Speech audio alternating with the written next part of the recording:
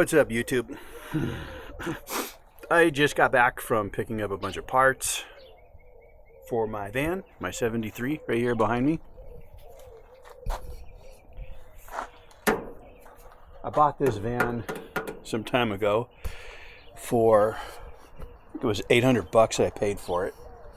It's 1973. It didn't come with those wheels or this grille or the headlight bezels or that sliding door or those stainless steel mirrors. It came with that door.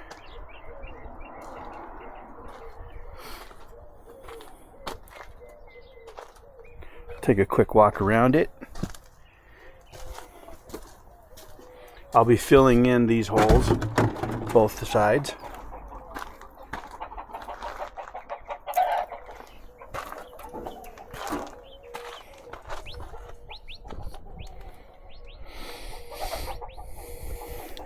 The important door is good. That door's got a few dings on it. But these doors aren't going to stay on this van anyway. This one is going to go on my white shorty van, which is over there.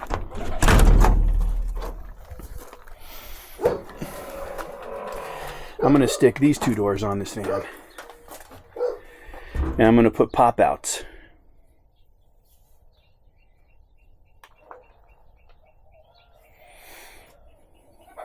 This one had a little vent, which I'm eliminating with a donor panel from another van that was uncut.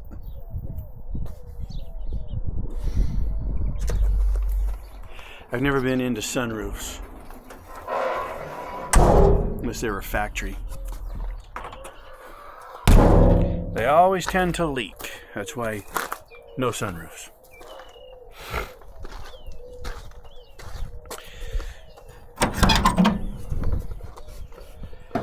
Got the original steering wheel, which you can see is totally junk from age.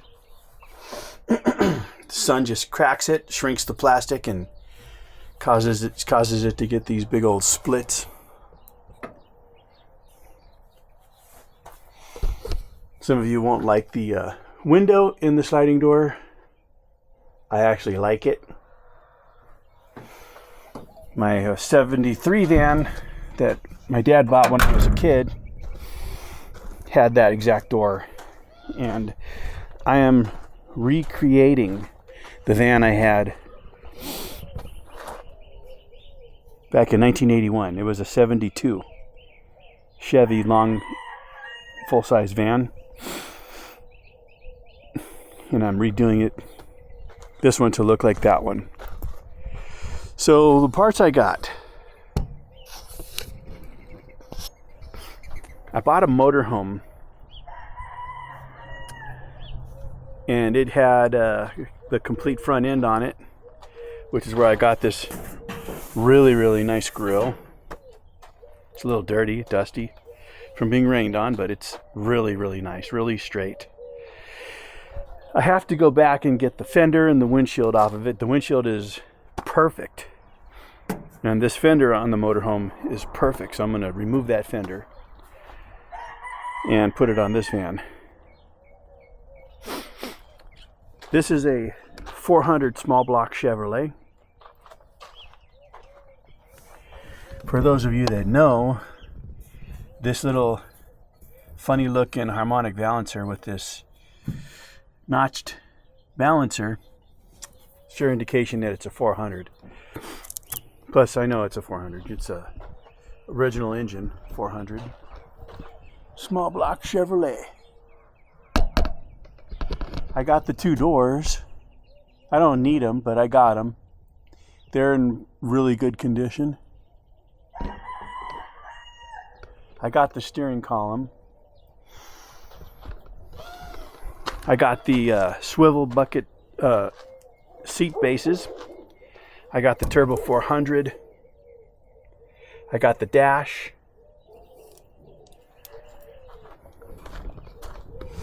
This was an AC van. I got all this stuff here. Part of the other fender. The steering wheel in that van was perfect. I'm not going to use the steering wheel. I'll probably throw that on eBay and get half what I paid for the van back. Those steering wheels go for about $300 on eBay, especially in that condition. That one has a very fine crack on it.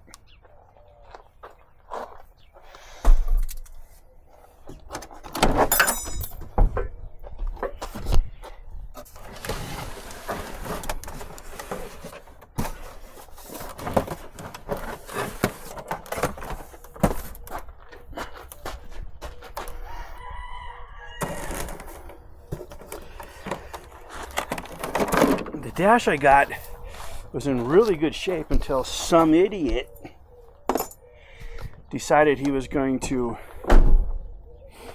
rip out the ignition lock, ripping a hole in it. The top of it was perfect, no crackage. It's a little bit warped there, but that could be straightened out with a heat gun there too. Now, motorhomes, they don't get driven a lot because they're not daily drivers. So, it has a 1,000,000-mile odometer, which reads 56,466 miles. So that's all that's going to be on that 400 small block.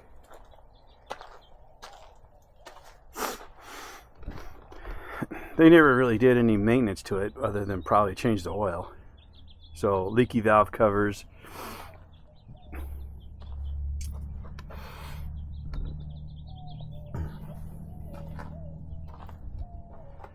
No biggie. The sides of the block look pretty clean. You can actually see red paint.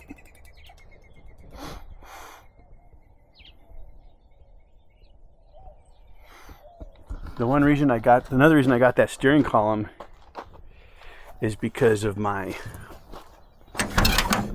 gear selector was broken right here. Yeah, it's not in good shape at all. And the dash is all torn up. But that was a Class C motorhome, so it had the bed overhanging the windshield, which protected the dash on this particular motorhome. And the steering wheel, evidently. Because like I said, the steering wheel is really nice.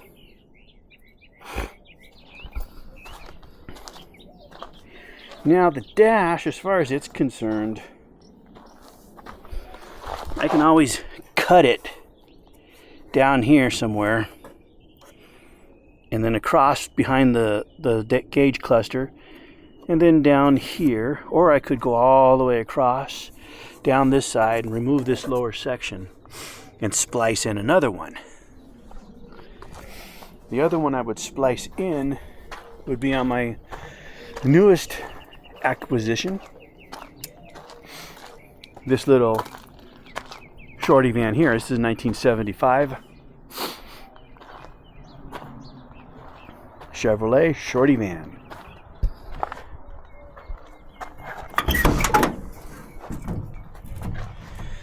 Yeah, as you can see, the dash on this one isn't that great at all, but the ignition key is still intact, and it is also an original air-conditioned dashboard. This one has a tilt steering column. And these are the two swivels that I took out of the motorhome. The original paint is on the inside, which is the same as the Wild Cherry van. I picked this up for $3,000. And I have a patch for there, also cut from a donor Chevrolet van. I picked up two C5 Corvette bucket seats.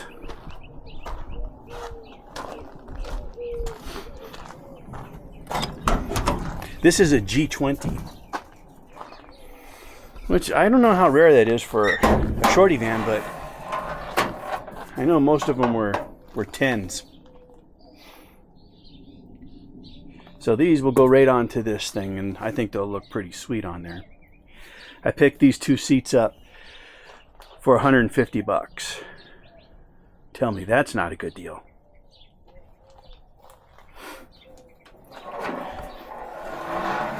But before you say I got ripped off, go on eBay and see what they sell for. This van had all the deluxe trim package on it. You can see from right here, they just went over it real quick with Bondo. With this, these are the bracket mounting bracket holes that were factory drilled to hold the stainless steel side trim. I would love to find that side trim and reattach it to this van.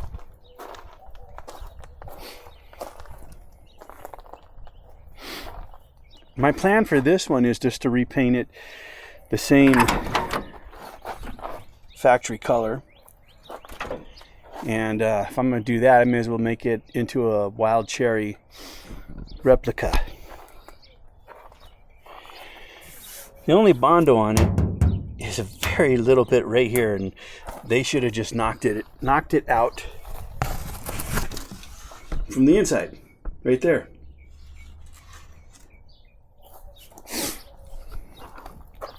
Amateurs.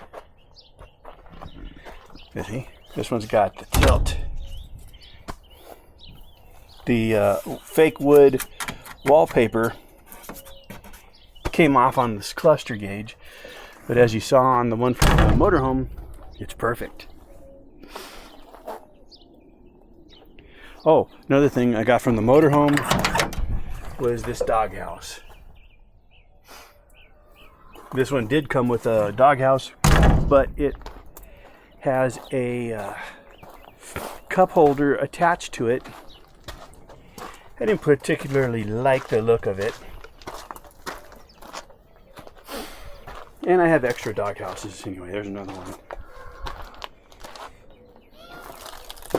That's the one that came in the new shorty van.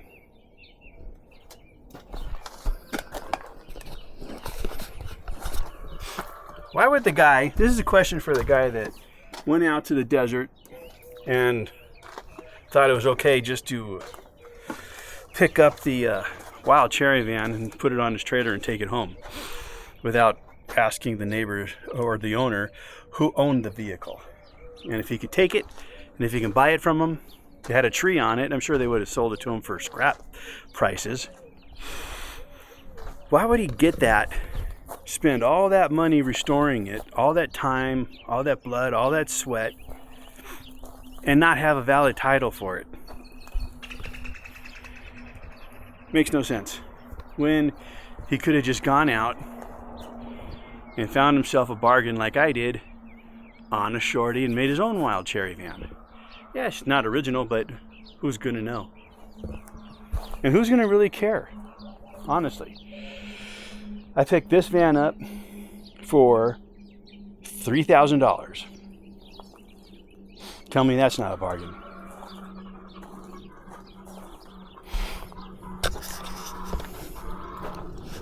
That one cost me twice that.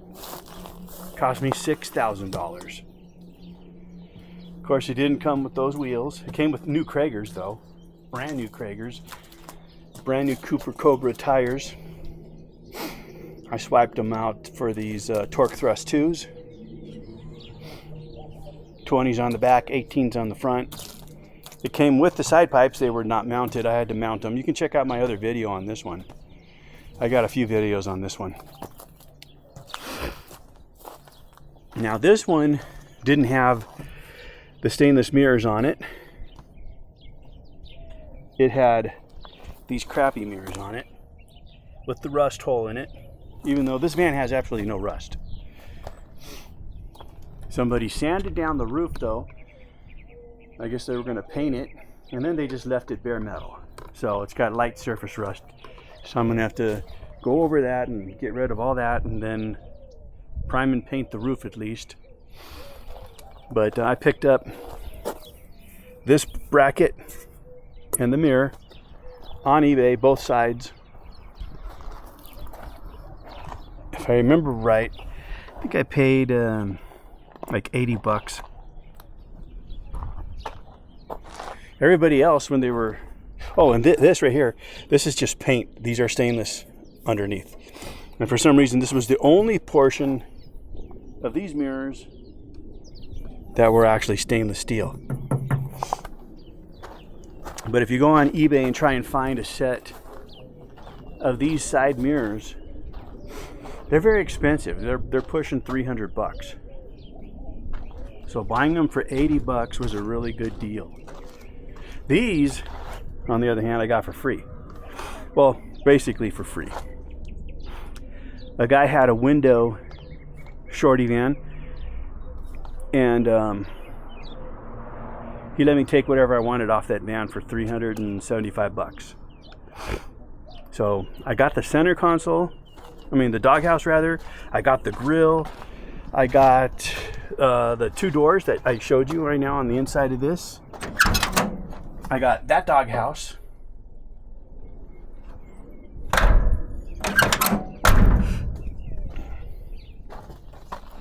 I got the front and rear bumper. I got a bunch of other stuff too. I got one door. I got the passenger door, and I got the sliding door. All for 375 bucks. That was a sweet deal. Now, what I pay for the motorhome? I got the motorhome for $600. Tell me that's not a good deal. And of course, I didn't want the motorhome, so I asked them if I can just come take whatever I wanted off of it, and they can sell the rest for scrap, including the dually rear axle. So they said, yeah.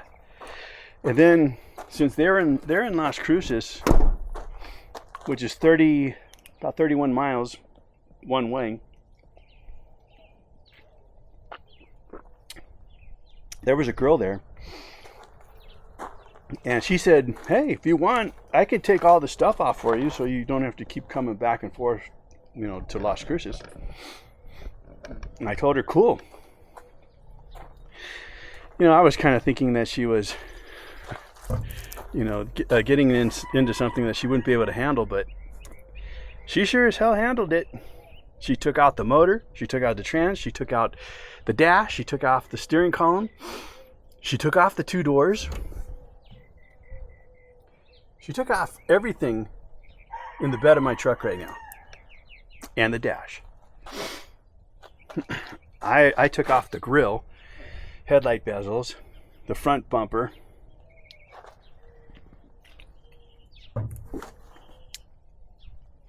but I bought the motorhome for 600 bucks, and I paid her. Told her I'd give her 200 bucks to pull the engine and trans. And I told her I'd give her another 75 bucks to take off the doors and the steering column and the dash. All in all, she did such a good job, I gave her 300 bucks. So I got 900 bucks in all these parts.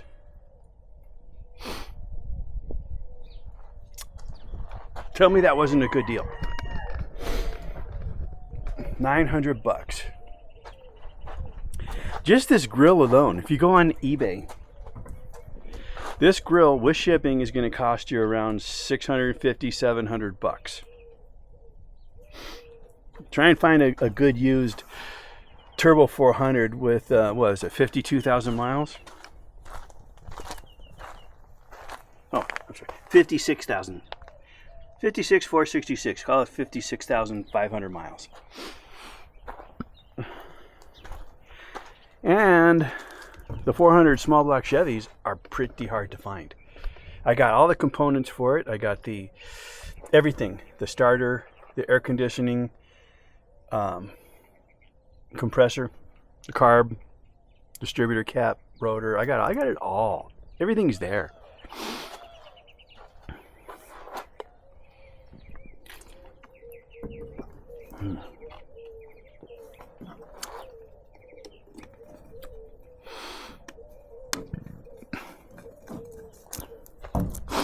What else did I get?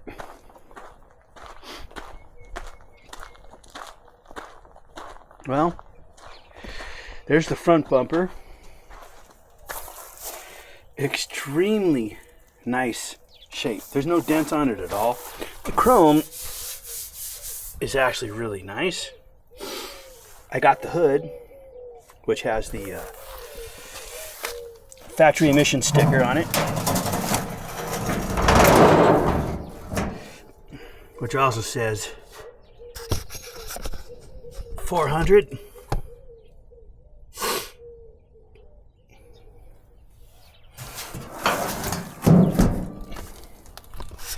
It's just too bad it says GMC. I'd like to keep the original emission sticker and then just put that hood on that van.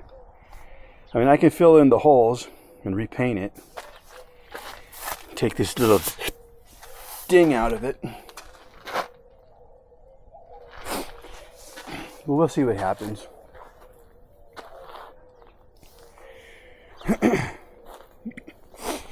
What else did I get? I got more. Oh, and the Shorty here has a 350 in it, turbo 350 trans. It smokes though. It's not coming out in spirals, so I don't think it's rings. I think it's valve stem seals. So I'll be replacing the valve stem seals on it. And if that doesn't work, well, then I'll have to take the heads off and I'll wind up replacing them with some Vortex I got.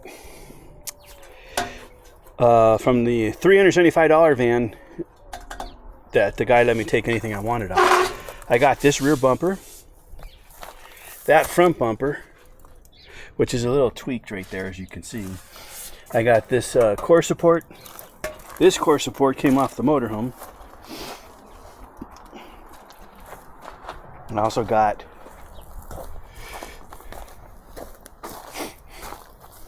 this 4-core, 4-row radiator here.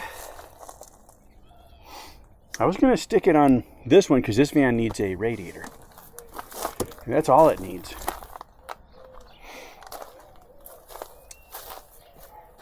This is my 1978, which had a grill similar to that one. Bumper. In fact, that bumper is off of this one. And I wanted to backdate it, so I backdated it. I have enough to backdate that one as well. But I'm not sure I want to do that because I kind of want to make that one an 18 van. And since I've got that 73, that's what I think I'm going to do. That was a really good deal. Really good deal. I paid $900 for that van. And the funny thing about this van is, I guess it was fate. It was meant to be mine. I saw it on Craigslist. And I recognized where it was at by the photograph. And I wanted to go, so I called the guy, and they already said they sold it.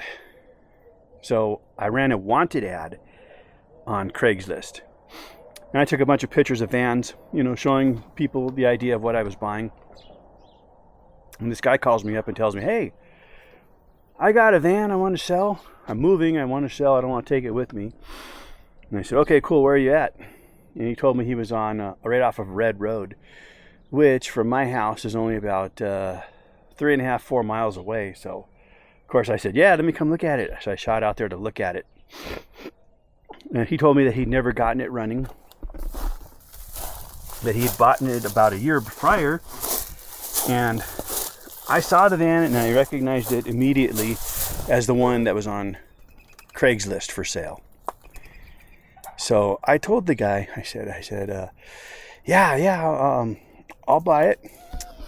And we stayed talking for a while, and he told me that what did he say? I think he said he wanted $1,400 or $1,500.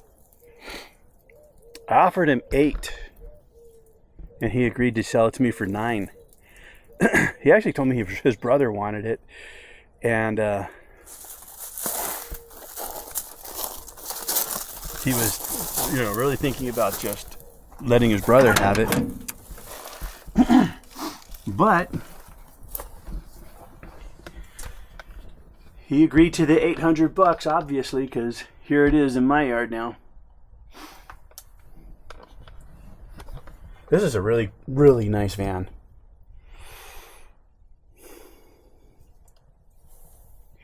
I had a broken windshield, so I put a new windshield on it. It was covered in graffiti. In fact, if you watch my original video of this particular van, you'll see that. So anyway, the guy told me that he bought it a year prior and never got it started. He couldn't figure out how to get it to run. He said he got it to crank, but that's all it would do was crank. So I got it home, and it took me about 30 minutes. About 30 minutes of looking at it, checking it out, and finally deciding, okay, I'm going to get this thing started. So on the distributor, it's an HEI distributor, and it has a tab on the top of the cap that says BAT for battery. And I looked at it, I said, holy shit, there's no wire going to the distributor, so it wasn't getting electricity. So I felt around just underneath the floor pan right here between the seats, and I found the plug. I pulled it out, plugged it into battery, and I got it to crank again, and it still wouldn't fire, even after putting fuel in the carb. So I thought, you know what? It's got to be the neutral safety switch. So I unplugged the neutral safety switch, put a jumper wire on it, turned the key, and she fired right up. He also told me that he put a new starter on it, so I got down and I checked out the starter to make sure it was wired right. That's before going for the neutral safety switch. And it was all wired right, but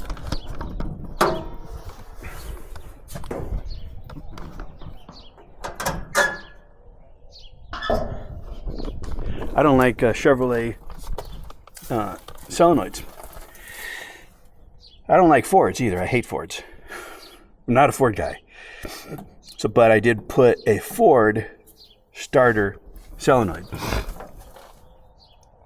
And if you're a Chevy guy and you have long tube headers like this van does, this is what you want. Because the Chevrolet starter solenoid is going to get heat lock, and it's not going to start if you go and you stop your car after driving it for a while and you try to restart it if you're getting gas or whatever on a trip. It won't start because unless you have a solenoid heat shield around it, but even sometimes those are iffy. But this puts the solenoid way out of the heat from the long tube headers. So I definitely recommend this.